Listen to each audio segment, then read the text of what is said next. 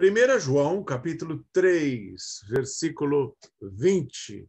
Assim diz a palavra: se o nosso coração nos acusar, certamente Deus é maior do que o nosso coração e conhece todas as coisas. Deus conhece o nosso coração. Isso é um conforto para nós que somos filhos da verdade, como diz João, mas não para os mentirosos, não para os hipócritas. Deus conhece o coração. No primeiro livro de Crônicas, capítulo 28, versículo 9, nós lemos sobre Salomão. E o texto diz assim: o Senhor examina, sonda cada coração e entende cada desejo e cada pensamento. Se você o buscar, você o achará. Deus conhece os nossos corações, nossos desejos, nossos pensamentos.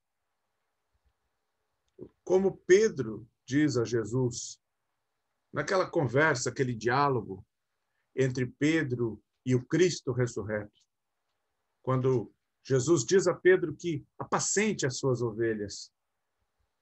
Pedro, tu me amas? 3 vezes Jesus pergunta a Pedro.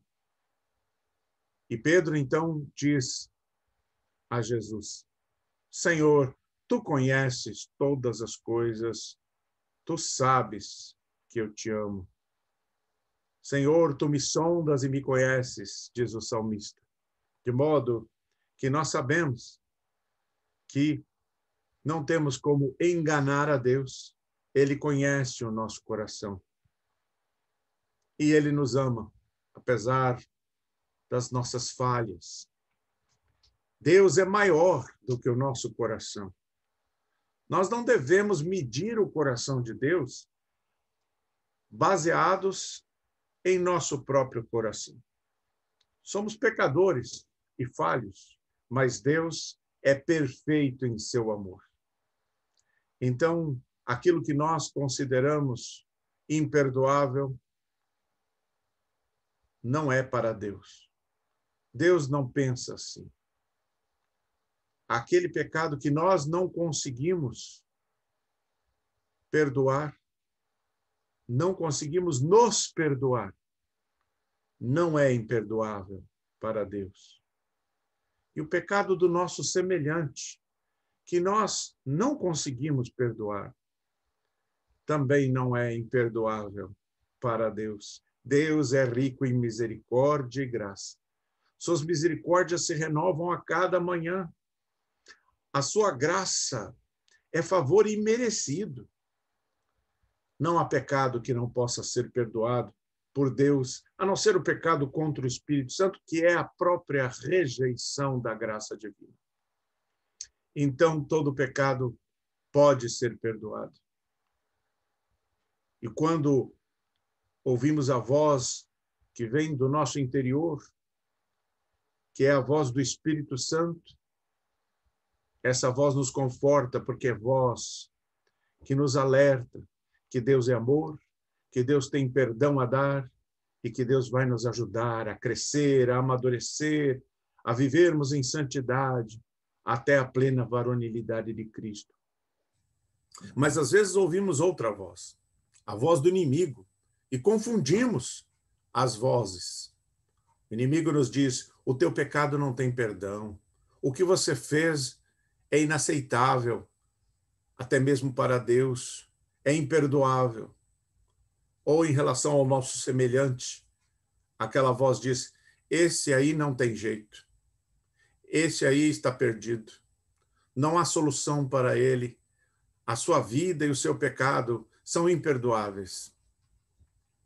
Mas para Deus não é assim, porque os pensamentos de Deus não são os nossos pensamentos, e o amor de Deus não é o nosso amor.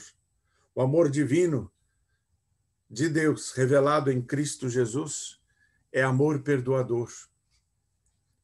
E em Cristo somos capazes de amar. Se o nosso coração nos condena, isso é ótimo. Isso significa que nós temos uma consciência moral, que nós somos espirituais. Significa que nós estamos sensíveis para ouvir a admoestação, a condenação que nos acusa de sermos pecadores, de cometermos pecado. João é muito insistente nisso. Isso é algo bom. Porém, somos falhos e tropeçamos, mas Deus sabe dos nossos defeitos. E Ele vê para além das nossas falhas e dos nossos tropeços. Quando Deus olha para nós, Ele vê a semente incorruptível, a semente divina plantada em nós. Ele nos vê santificados em Cristo. Ele vê aquilo que podemos ser e que seremos, feitos à imagem e semelhança de Cristo Jesus e redimidos pela união mística com Cristo. Ele nos vê transformados, como estamos sendo transformados à imagem de Cristo.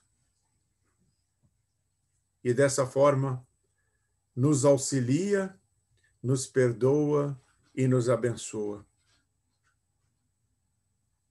Se o teu coração te condena, Deus é maior do que o teu coração. Deus o abençoe, lhe traga ânimo, confiança e amor.